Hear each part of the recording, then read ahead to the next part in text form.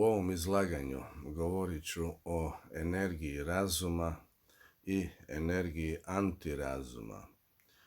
Naime, ono što naši mediji nisu nama objavili, što prešućuju, da su Sjedinjene Američke Države prije cirka mjesec dana prebacile jedan dio svojih nuklearnih bojevih glava iz Sjedinjenih Američkih Država u Englesku, dovelo je do nevjerovatnih događanja u Americi, o čemu ću govoriti u sljedećem izlaganju koje će uslijediti vrlo brzo. A prije toga želim govoriti nešto o otkriću Anastazije iz Sibirske tajge i njezinom sinu, a to je otkriću postojanja energije antirazuma. Dakle, vidimo da Sjedinjene Američke Države i države Europske unije, kojima upravljaju najopasniji vanzemaljci, koje zovem tunelašima, a koje sam vam pokazao u nekim svojim prijašnjim izlaganjima. U zadnjem izlaganju pokazao sam vam klonove Johna Bidena, dakle američkog predsjednika koji je klon, uzgojen od najopasnijih vanzemaljaca, tunelaša, a koji sa ostalim liderima Europske unije, Engleske, Ujedinjenog Kraljevstva, Kanade, dakle njihovim uzgojenicima, ad hoc uzgojenicima, guraju našu civilizaciju u nuklearnu kataklizmu, u rat atomskim bombama s kojima bi oni nas elegantno počistili, pomeli ovu tehnološku našu civilizaciju, za koju kaže Anastazija da je 5. po redu tehnološka civilizacija, jer ni u ovoj civilizaciji naše oni nisu pronašli čovjeka, dakle ljudski mozak, koji će riješiti njihov problem, a taj glavni problem je nedostatak organa za reprodukciju i nedostatak emocija. Dakle, to su bioroboti, biomašine, da tako kažem, koji nemaju sposobnost samo reprodukcije i nemaju emocija. O tome sam već govorio, dakle da njih nije stvorio niti stvara vrhovni stvoritelj, naš Otac, Bog stvoritelj, već da, kako je otkrila Anastazija iz Sibirske tajge, u svemiru postoje energije, takozvani božanski entiteti, koji isto imaju sposobnost stvaranja organizama, ali ne znaju tajnu reprodukcije i emocija koju zna samo vrhovni stvoritelj. Već sam govorio o tome kako je naša znanost sa otkrićima dokazala da ne postoji ni najmanji način i mogućnost da je život nastao na evolutivan način. Dakle, nauka je sa svojim otkrićima dokazala postojanje stvoritelja, postojanje tvorca, vrhovne inteligencije koja je život savršeno zamislila i savršeno u trenutku stvorila. Dakle, ne postoji ni najmanja mogućnost da je život nastao korak po korak evolutivnim putem. Dakle, ovi uzgojenici i klonovi vode nas ka nuklearnoj kataklizmi. Dakle, najveći broj oružja i vojske u povijesti nakupio se na granici sa Rusijom, ne bi li došlo do tog velikog 3. svjetskog nuklearnog rata, pa da se mi sami počistimo, da tunelaši nemaju posla sa time, da imaju čiste ruke, da mi sami to obavimo, kako bi oni onda mogli krenuti u uzgoj 6. po redu tehnološke civilizacije, A jedan od dokaza da su oni to naumili da potpuno počiste našu tehnološku civilizaciju je što su izbacili bakterije, odnosno vrstu bakterije koja jede plastiku. Jer plastika je kemijski spoj koji, znači tvar koja jako dugo ostaje u prirodi, jako se dugo razgrađuje po neke njihove plastične varijante i po milion godina. Tako da, a izbacili su i bakteriju koja jede metale, odnosno nuklearni reaktor, tako da i sve ove naše nuklearne elektrane bit će pojedene od bakterija, da iza nas ne ostane nikakav trag tehnološke civilizacije. U ovom, dakle, izlaganju govorit ću o otkriću Anastazije o postojanju energije antirazuma. Kada je Vladimir Megre, s kojim je ona dobila sina i kćerku, pitao Anastaziju da mu kaže šta je to energija antirazuma, jer je sin njegov Volodja, Vladimir, koji je dobio ime po ocu, otkrio postojanje energije antirazuma, tada mu je Anastazija rekla neka ide prošetati po tajgi i neka ponavlja riječ razum. Razum može rastaviti na slogove razum, pa će mu doći rješenje i odgovor. I on, ne budi ljen, učinio je tako i kaže, evo do čega sam došao. Kaže, mi svakodnevno u gradovima pijemo vodu koja dolazi iz prljavih, starih cijevi, vodovoda i još k tomu kloriranu, puna kemikalije. Kaže, to nema veze sa zdravom pameću. Svakodnevno šećemo ulicama pored automobila, udišući otrovne plinove. Kaže, to nema veze sa zdravom pameću. Svakodnevno jedemo hranu iz supermarketa, punu kemikalija, aditiva i otrovnih spojeva.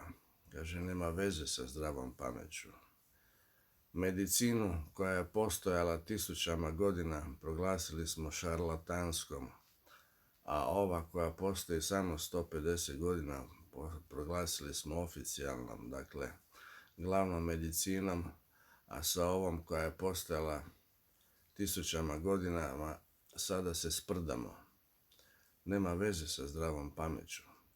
I tako je Vladimir Megre otkrio da smo mi uronjeni duboko u energiju antirazuma, živeći na način koji nema veze sa zdravom pameću, a nama sve izgleda normalno. Mi svakodnevno trujemo naša tijela, uništavamo sami sebe, a to doživljavamo kao posve normalan život, kao jednu normalnost koja uopće ne treba da nas zabrinjava. Tako da, na tom primjeru, sagledavši naš način života, Vladimir Megre je shvatio šta je u biti energija antirazuma. Dakle, mi živimo na način koji nema veze sa zdravom pameću, a nama sve to izgleda normalno. Tako da Anastazija je rekla jednu utješnu stvar, a to je da se ovog puta neće desiti tehnološka kataklizma koja je zadesila prethodne 4 naše tehnološke civilizacije, a dokaz za to da se desila u prošlosti tehnološka kataklizma imamo između ostalog i spojeve u tlu Mohendžo-Daro, dakle grad koji je egzistirao prije više tisuća godina, a spojevi u tlu su spojevi koji su mogli nastati samo pomoću termonuklearnih eksplozija. nikako na prirodan način. Tako da mi imamo tih dokaza da su se termonuklearne eksplozije na našoj planeti dešavale, imamo i zapise u indijskim starim epovima, Mahabharati, tako da tragove i dokaze tome imamo, da je došlo u prošlosti do termonuklearnih eksplozija. Sada smo vrlo blizu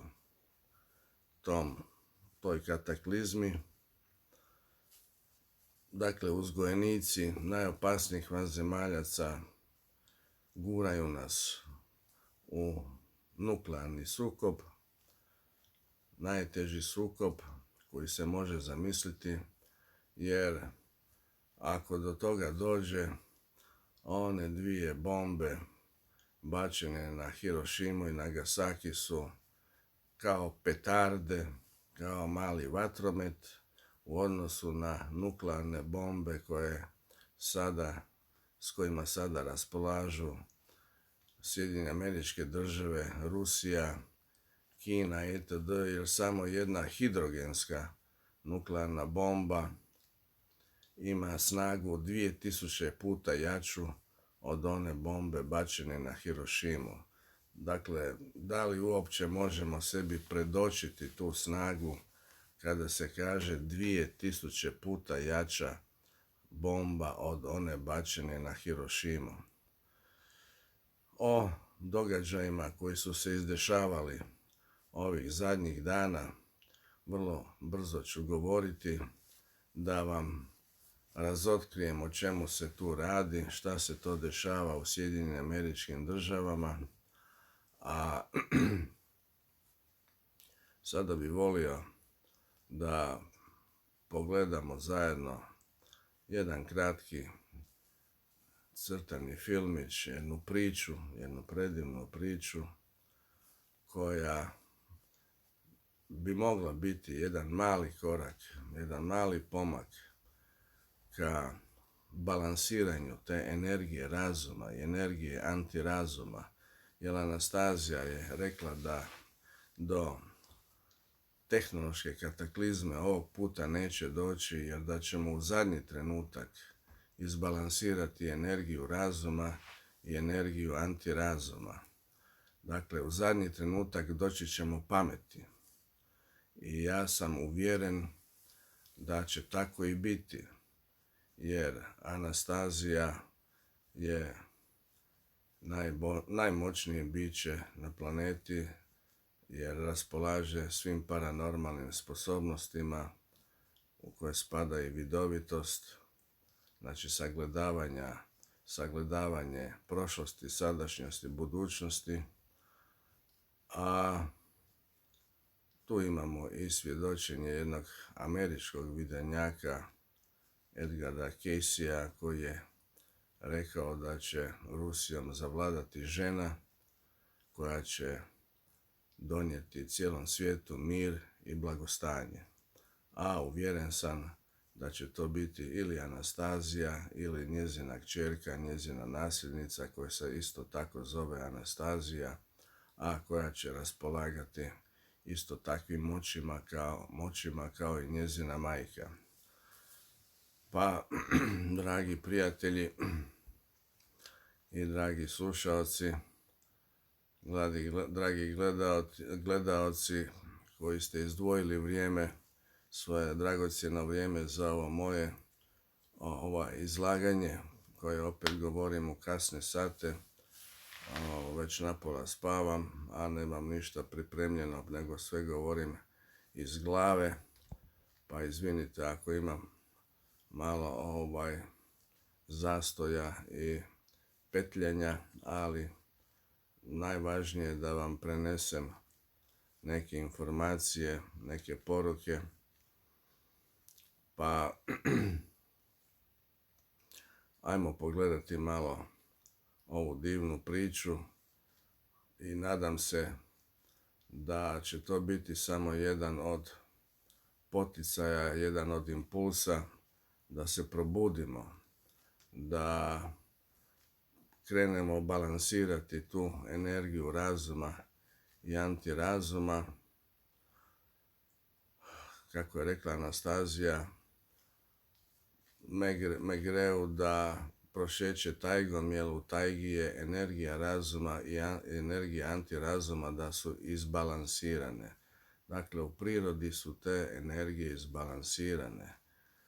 A jasno je da onda što se više družimo sa prirodom, što više boravimo u prirodi, to ćemo lakše izbalansirati te dvije energije. Pa da ne dužim previše, pogledajmo tu divnu priču, a onda ćemo još par riječi zaključiti za kraj, a nadam se da će vam se priča svidjeti. Le vieil homme a repris son chemin sous le clair de lune. Une disette terrible. La famine rôdait comme une ombre noire à travers le royaume, dévorant l'espoir des paysans. Les récoltes avaient été mauvaises, et l'hiver, impitoyable, enfermait chacun chez soi, près d'un maigre feu, comptant les rares vivres qui restaient. Le village semblait figé, plongé dans une morne attente. Même les rires des enfants s'étaient tus. Une nuit glaciale, un vieil homme apparut à l'entrée du village. Sa barbe était blanche comme la neige qui alourdissait ses pas et ses vêtements usés jusqu'à la corde claquaient au vent. Il était exténué, ayant marché toute la journée sans rien trouver à se mettre sous la dent. Pourtant, malgré sa fatigue, ses yeux brillaient d'une lueur étrange, presque malicieuse. Il frappa à la porte de la première chaumière. « Qui est là ?» demanda une voix sèche. « Je suis un humble voyageur, » répondit-il. « Je vous demande juste un peu de nourriture. J'ai grand faim et il fait si froid dehors. »« Rien pour vous, » s'écria-t-on de l'intérieur. « Nous n'avons même pas de quoi nourrir nos propres enfants. » À la maison suivante, il essaya à nouveau. « Pardon, pourriez-vous partager un morceau de pain ?» demanda-t-il. « On aimerait bien vous aider, mais il ne reste plus rien. Allez-vous-en avant que le froid ne pénètre ici aussi. » Ainsi, de porte en porte, il ne rencontra que des refus. Certains ne répondaient même pas. Finalement, un passant qu'il avait observé depuis un moment se permit un commentaire. « Vieil homme, vous perdez votre temps. Chacun ici lutte pour sa survie. Personne ne vous donnera quoi que ce soit. C'est pas comme si la nourriture allait apparaître par magie. » Mais le vieil homme se contenta de sourire, d'un sourire si calme qu'il en était presque énigmatique. Il continua sa route jusqu'à la place du village. Là, dans l'air glacial, il posa son maigre bagage. De sa besace, il sortit un grand chaudron qu'il plaça sur un feu qu'il alluma soigneusement. Puis, avec lenteur, il alla puiser l'eau à la fontaine et la versa dans le chaudron. Finalement, il tira de son sac un objet étrange, une bière, lisse, bien ronde, qu'il déposa dans l'eau frémissante. Une femme intriguée observait la scène de loin. Enfin, n'y tenant plus, elle s'approcha. « Qu'est-ce que vous faites ?» demanda-t-elle. « Ah, ma bonne dame, » répondit le vieillard en remuant doucement l'eau, « je prépare la meilleure soupe du monde. »« Avec un caillou ?» fit-elle, incrédule. « Mais bien sûr, cette pierre est spéciale, elle donne un goût extraordinaire à l'eau. Mais vous n'y connaissez sans doute rien. » La femme, piquée au vif, insista. « Laissez-moi y goûter. »« Oh, c'est possible, mais, ajouta-t-il, en suspendant sa louche au-dessus du chaudron, avec un peu de sel, cette soupe serait encore meilleure. Un jour, dans un château, on en a ajouté, et c'était un festin. » « Du sel? Mais j'en ai, attendez. » La femme, emportée par sa curiosité et l'idée de goûter cette soupe légendaire, courut chez elle chercher son sel. Et en traversant le village, elle croisa un homme trapu, les bras chargés de bois pour alimenter son feu. « Eh bien, où filez-vous ainsi ?» lui demanda-t-il. « Vous ne devinez jamais, il y a un vieil homme sur la place, il prépare une soupe aux cailloux. »« Une soupe extraordinaire, paraît-il. »« Une soupe aux cailloux?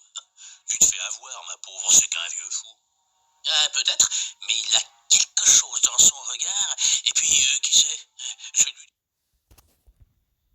pas y avoir goûté. Intrigué, l'homme posa son fagot et suivit la femme. Quand ils arrivèrent près du chaudron, une odeur douce et légère s'élevait déjà dans l'air glacé. Le vieil homme les accueillit d'un large sourire. « Ah, voilà ma généreuse bienfaitrice !» s'exclama-t-il. « Vous êtes revenu avec du sel ? Parfait, parfait. Avec cela, la soupe va commencer à chanter. Mais, vous savez, ajouta-t-il, en plissant les yeux, une fois dans une auberge où j'ai cuisiné cette soupe, on y a ajouté un peu d'oignon. Alors là, c'était un vrai miracle en bouche. Oh, dommage que je n'en ai pas. » L'homme trapu qui écoutait en silence se mit à gratter sa barbe. « Un oignon, dites-vous ? Ah, j'en ai un qui traîne. Je vais le chercher, mais juste pour voir si cette histoire de soupe au caillou tient vraiment debout. » Et le voilà qui repartit d'un pas lourd, bientôt remplacé par une vieille dame qui s'avançait, une lanterne à la main. « Alors, qu'est-ce que c'est que ce rebut-ménage ?» demanda-t-elle en fixant le vieillard d'un œil suspicieux. « Ma chère dame, » répondit celui-ci en agitant sa louche dans l'eau frémissante, « je suis en train de concocter une soupe au caillou, une recette légendaire, transmise de génération en génération. Venez donc voir par vous-même. » La vieille dame plissa les yeux, sceptique. « Une soupe avec juste un caillou et du sel, on dirait ? Pff, quelle absurdité !» « Vous n'y croyez pas ? C'est bien dommage. Mais bon, peut-être avez-vous raison. Après tout, la dernière fois que j'ai fait cette soupe dans un grand banquet, on y avait ajouté quelques feuilles de chou. Ça change tout évidemment, mais où en trouver ici ?» Elle leva un sourcil. « Du chou ? J'en ai quelques feuilles fanées. Mais ça fera l'affaire, je vais les chercher. » Peu à peu, les allers-retours des villageois attirèrent l'attention. Une petite fille s'approcha timidement, serrant une vieille pomme de terre terreuse contre elle.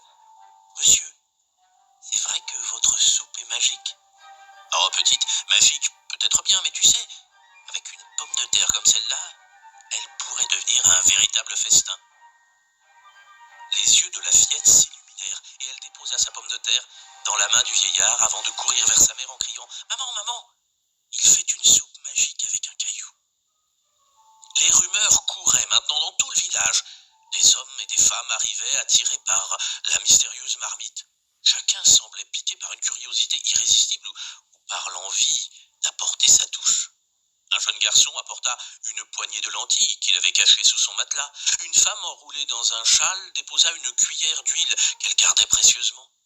Un vieil homme borgne, clignant de son unique œil, offrit un morceau de pain rassis. À chaque ajout, le vieil homme hochait la tête gravement, comme si chaque ingrédient révélait à la soupe un nouveau secret. « Ah, voilà, voilà, avec des lentilles, nous approchons de la perfection, et ce pain, il va donner du corps à notre chef-d'œuvre, » disait-il avec un enthousiasme communicatif. Au fur et à mesure que les villageois apportaient leurs modestes ingrédients, l'animation sur la place grandissait. Mais ce qui arriva ensuite laissa tout le monde bouche bée. Un chien, errant, maigre mais l'œil vif, s'approcha en trottinant. C'était un chien connu dans le village, mais pas vraiment aimé. Il vagabondait d'une rue à l'autre, à la recherche de quelques miettes, et beaucoup le chassaient d'un geste agacé. Mais cette fois, il tenait dans sa gueule un poireau qui avait dû être jeté par mégarde. Il s'arrêta près du vieillard, déposa ce présent à ses pieds, tout en remuant la queue avec un enthousiasme communicatif. Le vieil homme éclata de rire. « Eh bien, mon ami à quatre pattes, tu veux contribuer toi aussi ? Un bon poireau pour parfumer cette soupe. Tu es un connaisseur. »« Regardez-le, ce pauvre chien, murmura une femme. Il ne demande rien et pourtant il offre ce qu'il a. On ne l'avait jamais vu comme ça. Je crois qu'il est plus qu'un vagabond. Il a un grand cœur, ce chien-là. » Le vieil homme hocha la tête avec un sourire. Parfois, il suffit d'un petit geste pour transformer un simple errant en héros. Le chien, désormais entouré de regards bienveillants, s'allongea près du feu, l'air apaisé, tandis que le poireau ajoutait sa propre saveur au chaudron bouillonnant. L'odeur de la soupe devenait enivrante. Les villageois rassemblés autour du chaudron respiraient profondément, leur ventre grondant d'impatience. Un homme connu pour son caractère grognon se risqua à demander « Et si on ajoutait une pincée de poivre ?»« Ah, mais monsieur, vous êtes un fin gourmet, approuva le vieillard. Oui, oui, un peu de poivre, c'est l'âme de cette soupe. Quand enfin la marmite fut pleine à ras-bord, le vieil homme cessa de remuer et leva sa louche. Mes amis, annonça-t-il, grâce à vous, cette soupe est maintenant un trésor. Je ne vous le cache pas, elle dépasse mes espérances. Préparez vos bols, car nous allons festoyer comme des rois.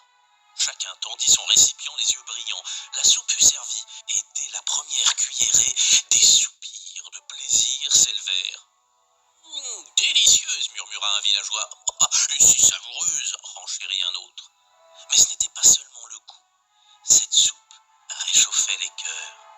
Les rires éclatèrent, les chansons suivirent, et le village tout entier sembla revivre. Quand le chaudron fut vide, que les ventres furent pleins, un grand silence s'installa sur la place. Les villageois, repus et heureux, se regardaient les uns les autres, comme s'ils découvraient pour la première fois le visage de leur voisin. Le vieil homme, assis près du feu mourant, posa sa louche avec un sourire malicieux. Alors, mes amis, qu'avez-vous pensé de ma fameuse soupe aux cailloux? C'était la meilleure soupe que nous ayons jamais goûtée, s'exclamèrent-ils tous en chœur. Ah, eh bien je suis ravi de l'entendre, répondit-il. Mais savez-vous pourquoi cette soupe était si bonne? Les villageois se regardèrent intrigués. Est-ce grâce aux cailloux? Demanda la petite fille. Ah, vraiment, mon enfant, ce caillou n'a aucun pouvoir magique, non. Ce qui a rendu cette soupe si exceptionnelle, ce sont vos cœurs et votre générosité. Chacun a apporté un petit quelque chose, et ensemble vous avez créé un festin.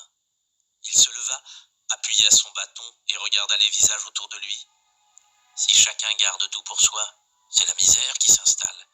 Mais quand on partage, même un simple caillou peut devenir un trésor. Un murmure d'assentiment parcourut la foule. Ils comprirent alors que la véritable magie de cette soupe n'était pas dans le chaudron. Le vieil homme reprit son chemin sous le clair de lune, laissant derrière lui un village changé. Ce soir-là, il n'avait pas seulement nourri des ventres, il avait réveillé des cœurs et planté une graine d'espoir. Dans notre civilisation actuelle, certains veulent nous faire croire que tout est perdu et qu'il n'existe aucune solution sauf les brimades, les reproches, les rancunes et que les guerres sont les seules réponses. Mais cette histoire nous prouve que nous possédons tous quelque chose qui peut améliorer ce monde. N'écoutez plus les marchands de peur. Un petit encouragement sincère apportera toujours plus que des méchancetés gratuites. Je vous souhaite le meilleur.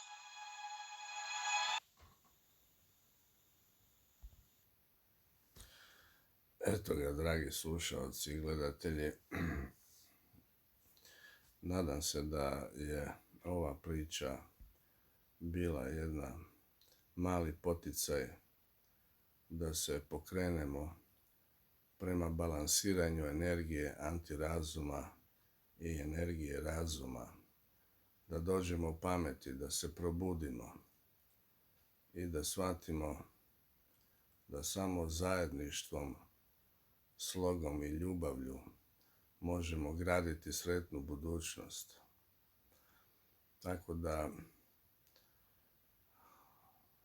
krenimo sa takvim divnim spoznajama, sa divnim emocijama, graditi svjetlu budućnost, da se odupremo ovim raznim klonovima, uzgojenicima, monstrumima koji pokušavaju da nas zbrišu sa lica zemlje.